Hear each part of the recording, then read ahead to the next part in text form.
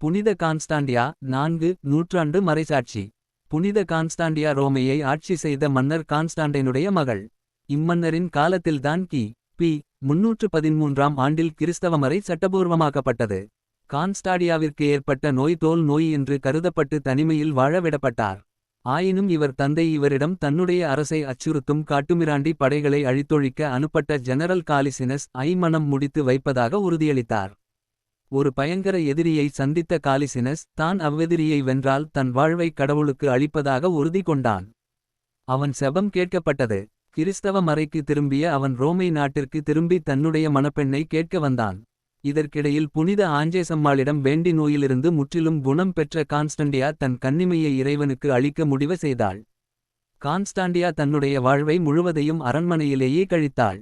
தன் சொத்து முழுவதையும் தன் பாதுகாவலர்களும் பக்தியான கிறிஸ்தவர்களுமான ஜான் மற்றும் பவுலுக்கு எழுதி வைத்தாள்.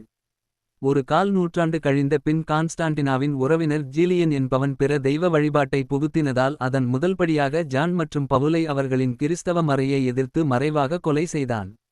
பின்னர் கான்ஸ்டாண்டியாவையும் கொலை செய்தான்.